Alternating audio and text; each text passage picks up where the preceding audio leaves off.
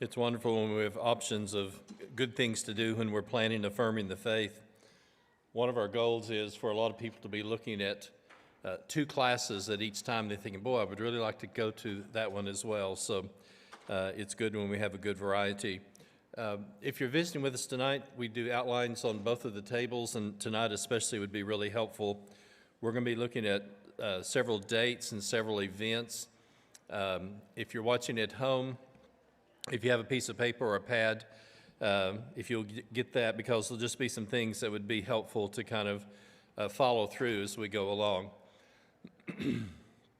We lived in Memphis for 3 years, and during most of that time we worked in a church just in the edge of Mississippi, down in Senatobia. And one of the, I don't even know the best word to use, one of the anchors of this church was a lady who was bedfast and had a stroke, but everybody in church called her Grandma House. Just start thinking about this. She had taught a one-room school for 40 years.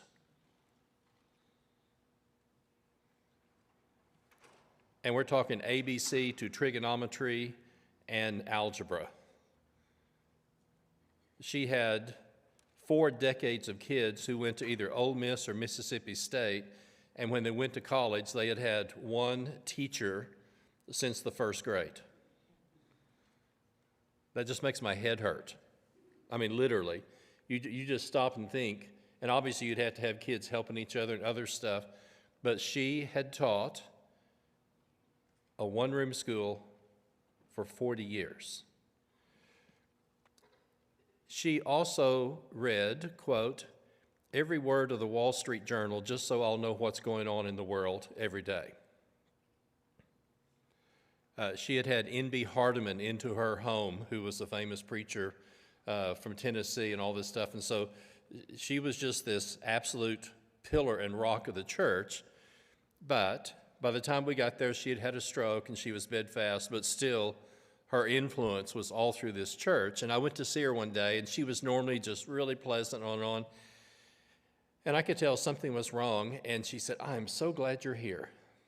And I said, well, what's going on? She said, well, since I've had my stroke, every afternoon I lay here and I put all the books of the Bible in order. And now that I can't read like I used to, if I don't do this, I might forget some. And I can't remember if Habakkuk comes before or after the fall of Jerusalem, and I won't sleep well tonight unless I can figure that out. You could have knocked me over with a feather. You think, what are people worrying about? People worrying about all this other stuff.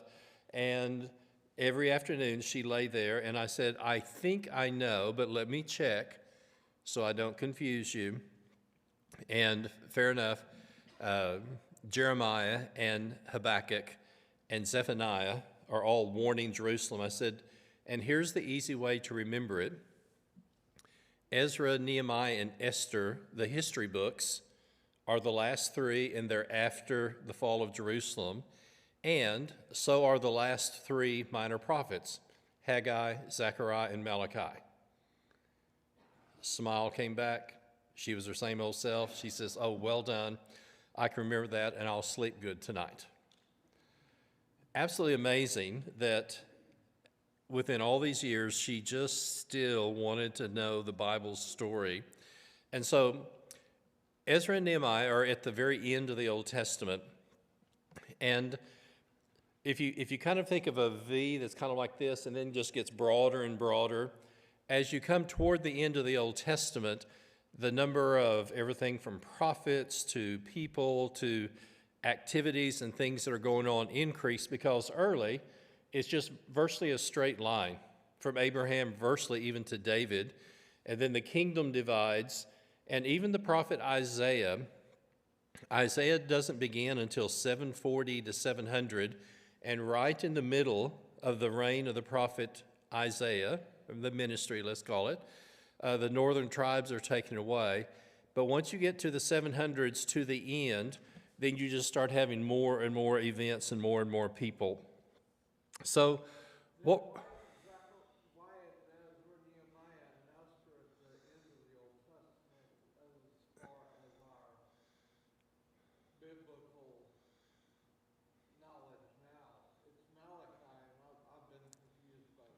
Yes, and we're going to go through that, and very good. All of these different books at the very end all these different events are toward the end. And so we're going to do a couple of things tonight. One, we're just going to briefly highlight the nations that are involved in this. And again, I just always do this because I've done this with my kids when they were 5. They're in alphabetical order: Assyria, Babylon, and the Medes and the Persians. And so the Assyrians are going to come first, then they're going to fall to the Babylonians are going to fall to the Medes and the Persians. And so these are the 3 major nations that are involved at the end of the Old Testament. And what we're going to see is that Ezra and Nehemiah are going to be central figures in God's people returning home from captivity. And we'll kind of go through that. How did they end up there? What was going on? And we won't get into a lot of text tonight because I want you just to see what were the events leading up to this. But just anticipate when we come to Ezra, Nehemiah, and Esther, that Esther's going to be the queen in Persia. And Ezra, and when I do this with our little kids, I do this because Ezra is a scribe, and he's going to be a person who writes and does a lot of things. And we do like this with Nehemiah because he's going to be a part of rebuilding the walls of Jerusalem. And so these 2 men are going to be very, very important, but they're right at they're in the 400s. So they're right at the very, very end of the Old Testament. But they're also, to my mind, some of the great heroes of the whole Old Testament. I still go back and just kind of shake my head. We got married in the summer of 1973. We were juniors going into seniors. We were working with the church in Tacoma Park. And that summer, I took 20 hours of school. I was working at the Brahms ice cream plant from 5 o'clock until class started, and preached 2 sermons a week and did 2 classes. And we got married that summer in the middle of that. And then we became the managers of the married student apartments. But during that summer, Bill Jones taught Ezra and Nehemiah. And I loved Brother McCord, I loved Brother Kelsey. They were just such wonderful influences. But just in a strange way, my favorite Bible class at Oklahoma Christian was Ezra and Nehemiah. And part of it was that our lives were just in such a whirlwind with all this going on. But Brother Jones was just real consistent, and this was something that he would say in different ways. God, and we're going to see this, God has been at work for centuries. And we're going to go back tonight to Abraham, 2000 BC. God has been at work at centuries, and everything comes undone unless you have men like Ezra and Nehemiah who kind of hold things together at the very end. And so we obviously have spent much more time with the earlier ones, and even from the New Testament. There's more quotations from Moses and David and other things. But these 2 guys, in their own right, to me, are 2 of the really great heroes of the Bible. And just mentally just be thinking, okay, they're going to be just at the very, very end. And I think as they finish up their work, then Malachi is going to write the very, very last book, and inspiration is going to be over for 400 years. So what we're going to do tonight is just kind of talk about the context. How was it that God's people ended up in captivity? What were the things that took place that led to that? And then at a point in time, a decree is made, you can go home. And we'll be looking at the times and the dates, and hopefully that'll help us to kind of get some context when we come back and we read these books. There are these 3 major nations at the end. And when you look at the nation of Assyria, if you're looking at a world history book, sometimes the word neo, which is the word for new, the new Assyrian Empire, there had been an earlier one, but if you really think kind of middle 900s until 612, so for 300 years, Assyria, I didn't even know what the best words to use. Tyrant and bully aren't even strong. They were feared. Get ready, this is gruesome. When they captured a city or an area, they started a pile of hands and of feet and they just decapitated people after they had destroyed them. And typically, for the survivors, then they uprooted the survivors and took them away. And in 612, Babylon, up there at the very top, is going to gather together, and they're going to have this huge battle. Egypt's going to come up to help the Assyrians, and between 612 and 600, they virtually exterminate the whole Assyrian race. Within 6 years, you can't even hardly... Once the ancient world turned against them, brutal is the word I've been looking for. They were so brutal that from 612 to 606, they just nearly exterminated the whole Assyrian race, because that had been their policy for over 300 years. And so when that finally happened, and even the book of Nahum, here's the sound alike. Nahum is written to Nineveh, and you'll remember Jonah had gone there roughly 150 years earlier. Nahum says the whole world is going to clap their hands when they hear the fall of Nineveh and the Assyrians, because, like I said, they were so brutal, is the word that's there. But what's significant in biblical history is that it's going to be at 721 that the Assyrians are going to come and conquer the northern 10 kingdoms or tribes of Israel and carry them off. The ones who survived, that's what they always did, they carried them off. And at a point in time, the people that were there were being killed by lions and other stuff, and they said, bring back a few of the people to teach us what to do. So they brought a few of the Israelites back. They intermarried, and these are going to be our Samaritans. So when you come across a Samaritan in the New Testament, then the original people had been carried into captivity in 721.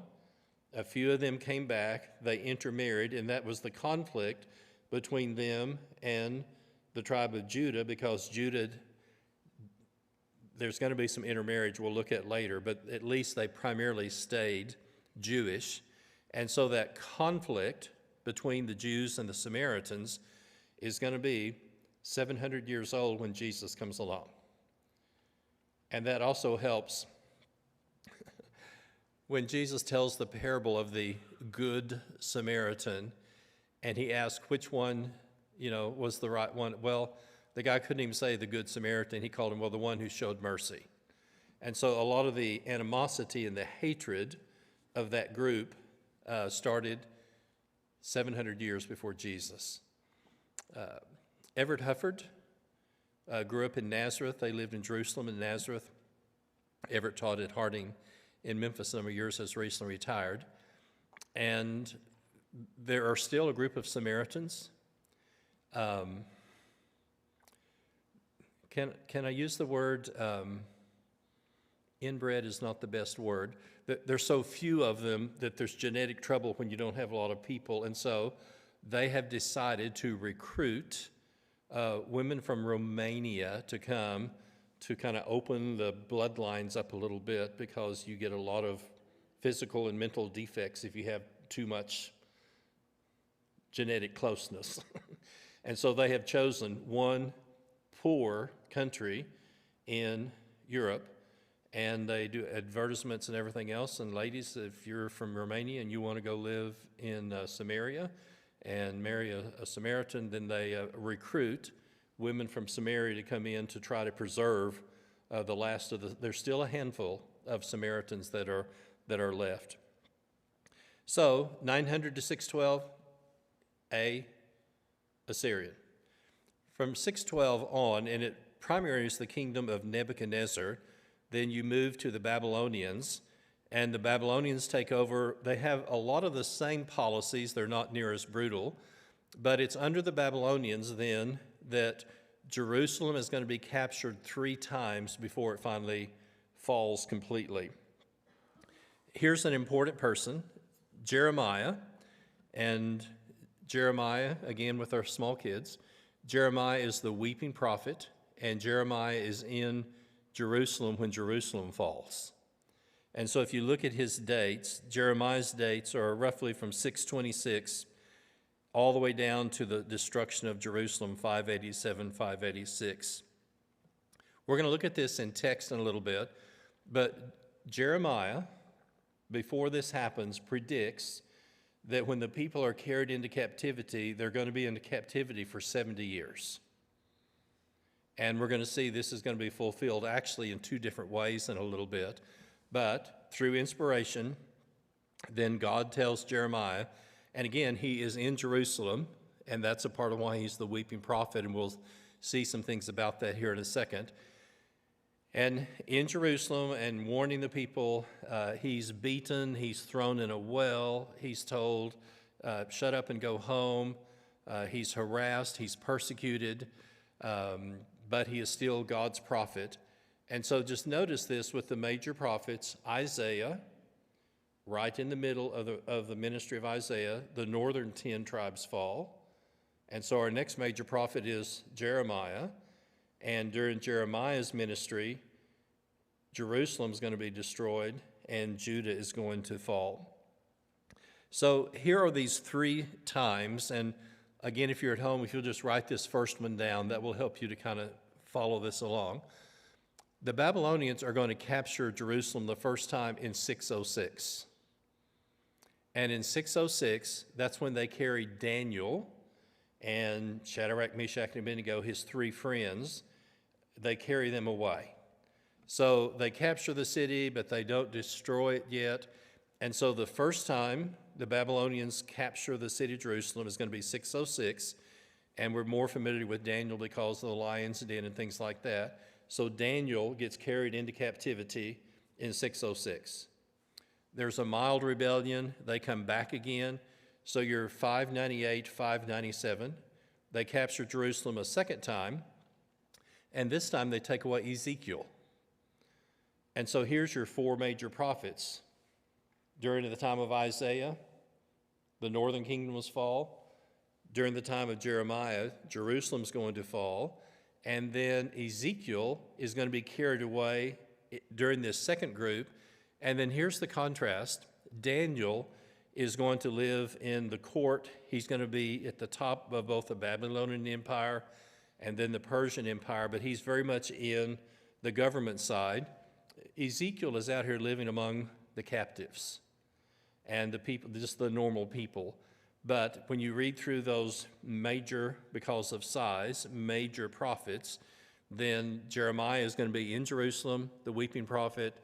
Daniel's carried away, he's going to be in the government, and then Ezekiel is going to be living out among the people. But then here's where the tragedy happens. 587 to 586, Nebuchadnezzar comes back, and this time they not only capture the city, but they tear down the walls, and they leave a handful of just the poorest of people.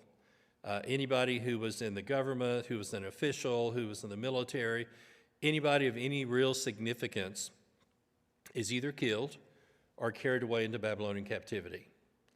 And so those are the three times that the Babylonians come back and attack the city of Jerusalem. Let me just jump ahead just a hair, but this will come to this. The next group are the Medes and the Persians. During the last of the Babylonian empires, do you remember from the book of Daniel? They're having a drunken feast, and the king says, oh, bring the vessels from the temple, and they're inebriated. They're getting drunk, and they're drinking all this wine and everything out of the vessels from the temple.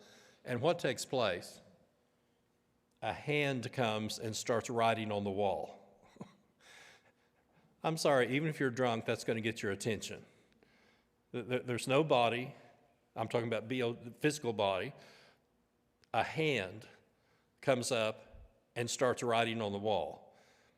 And you can just imagine if you're half drunk, you're trying to figure out what on earth is going on and what is this. And what does it say? It says, Tikal, Tikal, Mini Parsin. And the translation is, like in a pair of scales, you have been weighed and found in the balance and wanting. And that night, the Babylonian Empire falls. Okay. Yeah, Mini, Tikal, Parsin. And that's what was written on the wall. Thank you. And that very night, the Babylonians fall, and the Medes and the Persians take over. And the whole empire changes just virtually overnight. And here's what's going to take place. This is in 539. And let me just follow this, and we'll go back and look at the dates. Both the Assyrians and the Babylonians had had a deportation policy. The ones who survive, let's take them to another country, to another place. The Persians were just the opposite. Their policy was, go home. Wherever you are in the empire, if you're and it wasn't just for the people from Jerusalem, but wherever you are, go home. Pay your taxes, mind your business, and their empire is going to last for 200 years until the time of Alexander the Great. And here's what's significant, and I didn't have this in print, but just follow this in terms of the thought. God is going to say through the prophet Jeremiah, you're going to be gone into captivity for 70 years, and the first group of people are going to leave in 606. Babylon is going to fall in 539. There will be a decree, and 3 years later, the first group of captives start going back home, and we'll see the dates here again in just a second. And guess how many years it was? 70 years. God's going to cause the rise and the fall of foreign nations to complete the prophecies that he gave by the prophet Jeremiah. And anticipate, we'll see this in a second. Daniel's going to be, and I mentioned this when we did an Old Testament class, and this dates me a little bit, but on my flannel graph, Daniel was a young man in Bible class. I won't try to tell your grandchildren what flannel graph is, but they would just have to imagine. But in my picture of when I'm little, Daniel is this young, he's well into his 80s probably. And we'll see this in a second. But he is carried into captivity in 606. We'll see he's reading from Jeremiah 70 years. He can calculate and figure out, I don't know how God's going to do it, but by 536, people are going to be starting going home. And God's going to cause both the rise and the fall of nations to fulfill those prophecies. So we'll just walk through the day. Exactly. And we'll see that in a second because it's like they're very quickly going to be going into a type of university. So we're going to date him probably as a teenager. Thank you, Will. So here's the dates under the Medes and the Persians.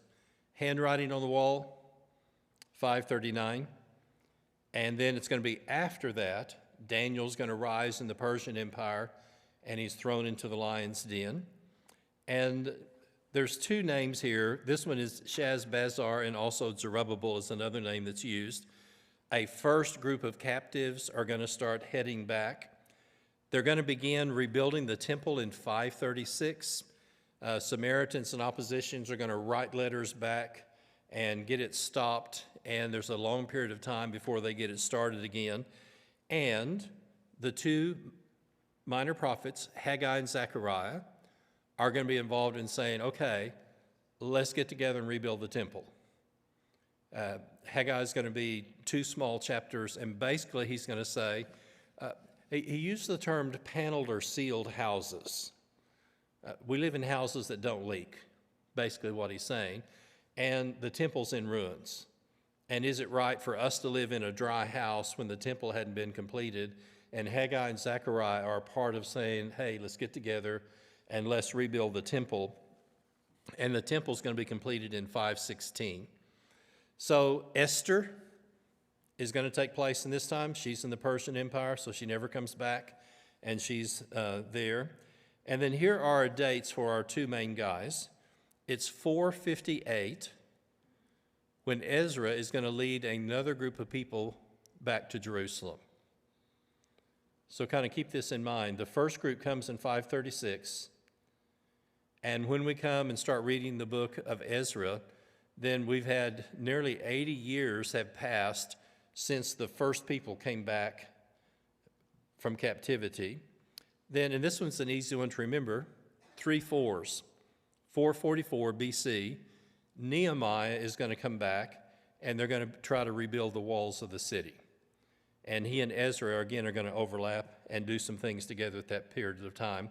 And then a lot of people then will put Malachi, the last book of the Old Testament, roughly around 400. So part of this I'll leave you to read, but let's just look at this in terms of kind of some broad strokes. What is very interesting, I'm going back to Moses, and Moses is about 1500. Egypt is obviously south of Israel, and so the people go into captivity. Let's rephrase that. They go into Egypt at the end of the book of Genesis, and 70 people go. And at a point in time, they become slaves, and they live in Egypt for nearly 400 years. And God is going to deliver with Moses the people out of Egyptian bondage and bring them into the promised land. Hundreds of years go by, and this time God is saying, in the same way that I brought you out of the south country, first of all, you're going to be punished by somebody from the north. So just think opposite direction.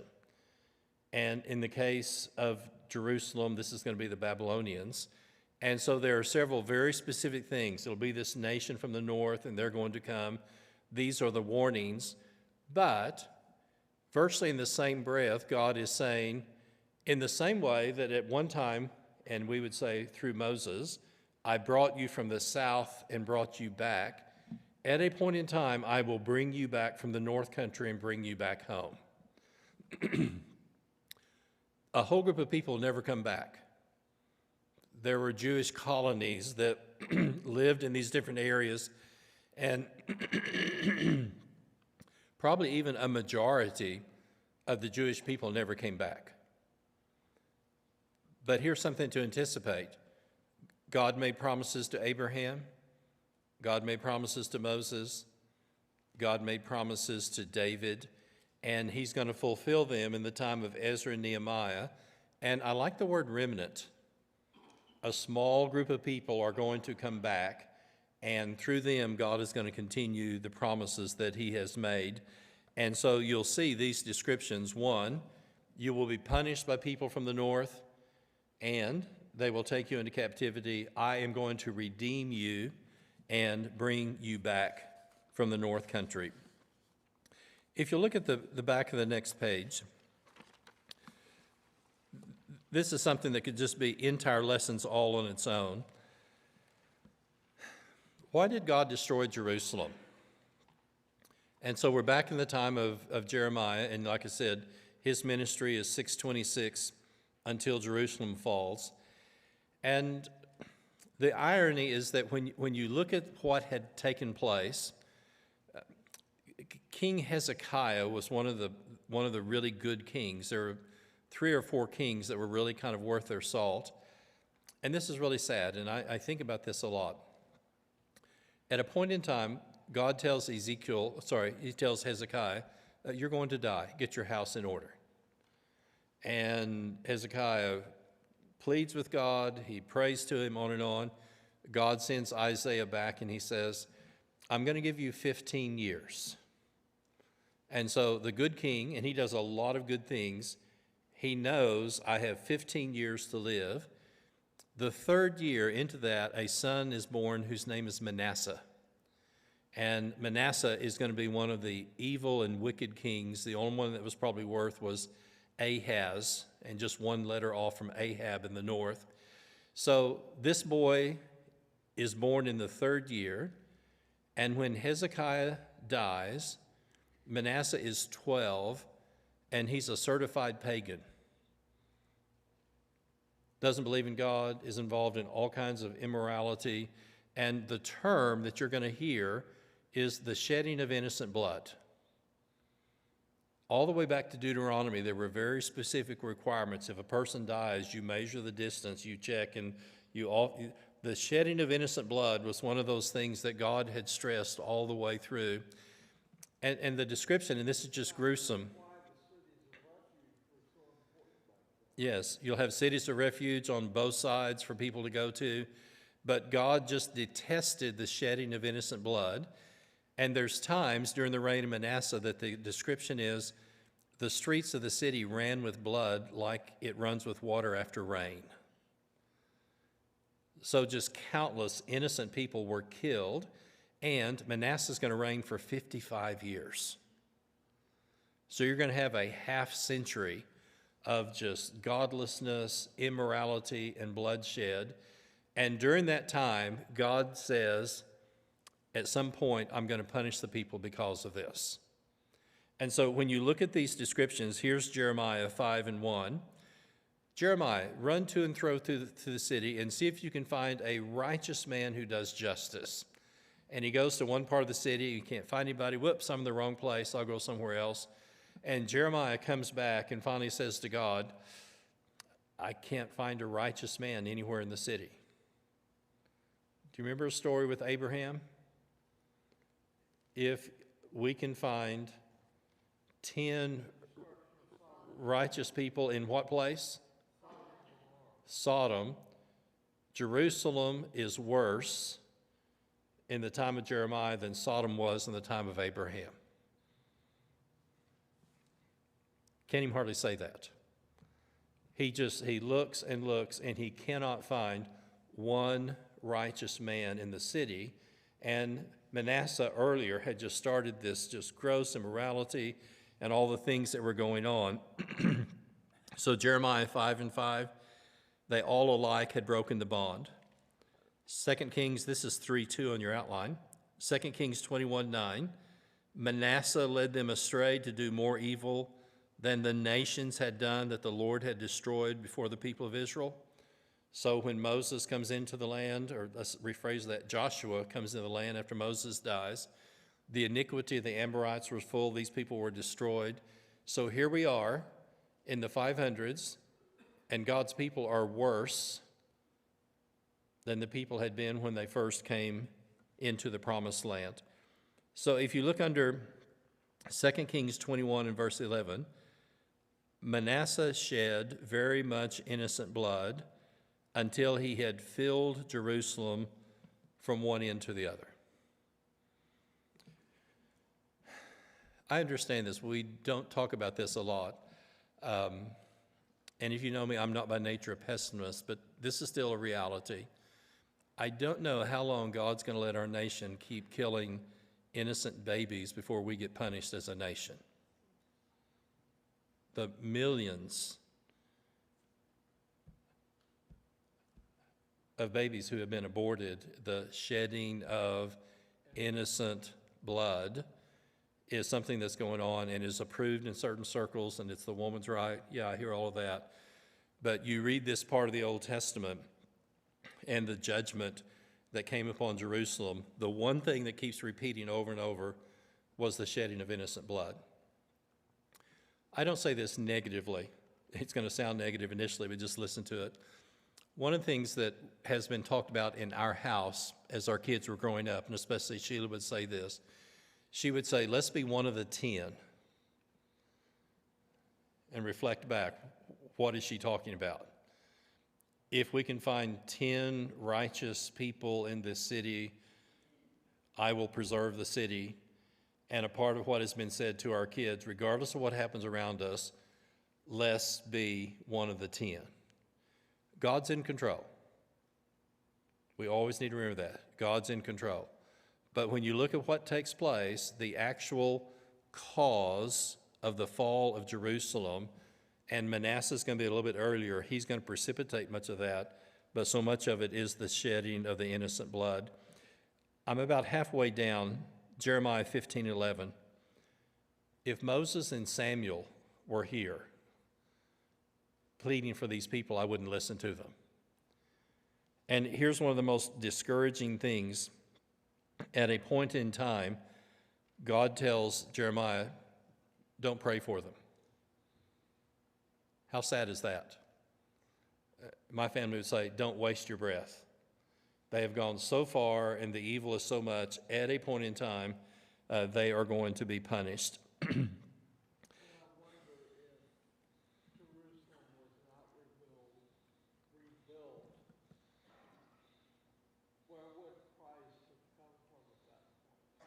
Exactly. And Will has just hit our final point tonight. The whole coming of Christ into the world is going to be dependent on the people coming back, the families continuing, and those promises that God's been making for hundreds of years. And that's why Ezra and Nehemiah are such heroes in my mind, because under really, really difficult circumstances, they not only bring the people back, but they help bring back a sense of justice. Daniel, in Daniel 9:2, and this to me is always amazing, is reading from the book of Jeremiah, okay? So here's the prophet carried off, probably as a teenager, in captivity. He has a copy of Jeremiah, and he finds out, oh, this is going to be 70 years. Well, he knows when it started because he was there. And so he can calculate from 606, and he knows when they're going to be taken away. I put 2 dates here. If he's 12 years old when he's carried into captivity, he's more than 82 when he's thrown into the lion's den. If he's 15, he's 85. Do you see what I'm saying? Whatever his age is, probably as a late teenager, you add that to the 70 years, and that's closer to what you're looking at when he gets thrown into the lion's den down on the very end. Here's one of these amazing prophecies, and this is from the book of Isaiah, chapter 44, at the very end of 44 and 45. 150 years before he's born, God says, Cyrus, he is my shepherd. He will fulfill all of my purpose, saying of Jerusalem, she shall be built, and of the temple your foundation will be laid. And isn't this interesting? The Lord says to his anointed. Who's anointed in the Old Testament? Samuel anoints Saul. Samuel anoints David. Luke will say Jesus is anointed by the Holy Spirit when he comes out of the wilderness. And this anointing is that word for Messiah. In Greek, it's our word Christ. In this case, he's my special one. He's the one I have chosen. And so 150 years before he's born, the prophet Isaiah says, someone named Cyrus is going to rise. He will be my shepherd. He will bring the people back, and he will help rebuild the temple. And that to me is one of these amazing prophecies that 150 years before the kingdom even exists, then those prophecies are being made. So if you look at the next page, when you read the end of 2 Chronicles and the opening of Ezra, they overlap, and a lot of people think, and I happen to think this myself, Ezra is probably also the writer of 1st and 2nd Chronicles. And here's going to be either the end of Chronicles or the opening of Ezra. And like I said, they're very, very similar. The first year of Cyrus, king of Persia. And every time I read this, I think, oh, yes, he's the guy 150 years earlier Isaiah said is going to arise.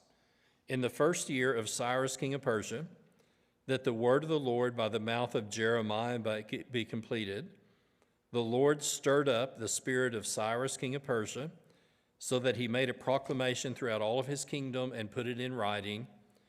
Thus says Cyrus, the king of Persia, the Lord, the God of heaven, has given me all the kingdoms of the earth, and he has charged me to build him a house at Jerusalem, which is in Judah, and whoever's among you, may the Lord his God be with him and let him go up.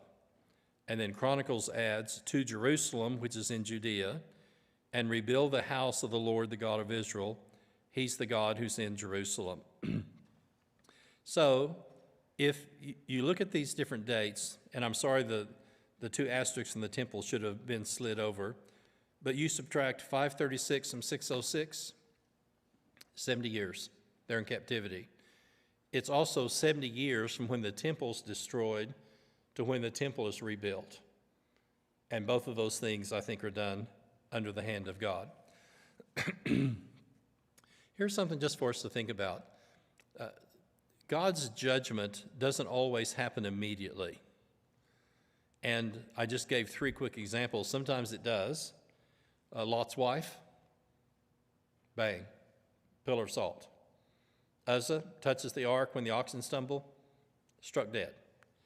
And King Uzzah went into the area to burn incense where the priests are, and he struck with leprosy. Having said that, there are other things that God is going to settle in time, and he will do that, but it's not always immediate. One of our wonderful, wonderful teenagers was driving home late at night, and I'm guessing Ryan was probably 16 or 17. One of those kids, never got in trouble, very pleasant, very compliant, always doing the right thing. And she was drunk, got on the wrong side of the road at General Motors, end of Tinkerfield, and she hit him probably going 80 mile an hour at Crossroads Mall on the wrong side of the road and killed him. And 3 times there was a trial, and you imagine being the mother and hear the policeman saying, yes, I was at the airport, I drove 120 miles an hour, and I came over the edge of the hill, and she had already hit him, and so I reached in and held him till he died. You just imagine being mother and hearing that about your son 3 different times, and the girl claimed no responsibility at all. This was not her fault. Well, there are some things that we would like to have justice about that won't be settled until God's own time. And the strange thing is that strange is not the right word, but here's an example. Manasseh is going to live much earlier. And if you look at the kings, Hezekiah, Manasseh, Ammon, Josiah, Jehoiakim, Jehoiakim, and Zedekiah, God's going to allow a period of time before he finally brings about the final destruction. But here's something that's very clear from Scripture. Just because God doesn't settle the books today, in his own time, God is going to do that. And I had an older man say, he said, never get involved in retaliation and mess up something that God will do a whole lot better than you will if you'll just leave it to him. And this is one of those very, very important things to look at. So when we come to Ezra, here are 3 things on this side. There's going to be a first return to the land. This will be through the first 2 chapters. They're going to restore the worship that's been lacking during a period of time, dedicate the temple. There's all kinds of opposition to getting the temple built. And then Ezra's going to come, and there's a whole group of spiritual reforms that are going to be there. And then when you turn the page, and this is just kind of hard to imagine, the people had started intermarrying who are living in Jerusalem with all the nations that are around them. And so we're about to lose the seed promise of God that he's made all these years earlier. We did a week of church camp one year, and we studied the book of Ezra. And on Thursday, we had boys and girls cabins. But on Thursday, we drew lots. And so in some cases, the wife was an Israelite. In some cases, the husband was. And the group had to decide, and you had to make a decision. If you're going to live in Jerusalem, you have to send your foreign family away. Because if we don't, we're going to be so intermarried, we're going to lose our identity. And if you haven't read that, just anticipate there's a period of time. And this is why all the genealogies and the records are there, because you have to be able to prove that you're of the Jewish line and you don't have foreign blood in your family to be able to stay in Jerusalem. And this is going to be really harsh, but if they don't do that, then all these promises that have been in motion for hundreds of years are going to fall. So this is one of these wonderful expressions in the New Testament, and I'll leave you to read these. The plan of God to send Jesus in the world is in the mind of God before the foundation of the world. I always say before he said, let there be light, he had planned to do that. And you'll see this. This is his plan and his purpose, Ephesians 1. And then Abraham, through you all the nations will be blessed. Moses, I will raise a prophet like yourself. David, someone will sit on your throne.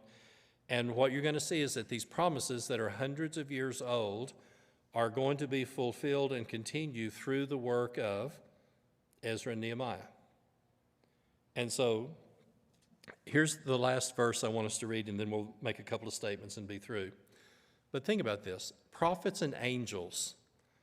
And when I read this verse in Peter, I always literally even just put my hand over my eyes here. Prophets and angels are searching and inquiring and wondering, God, what are you doing? 1 Peter 10 and 12. The prophets prophesied about the grace, searched and inquired carefully, inquiring what person or time the Spirit of Christ in them was indicating when he predicted the sufferings of Christ and the glory. It was revealed that they weren't serving themselves but you, and this has been announced. And then here it is. These are things that angels long to look into. Isn't this amazing?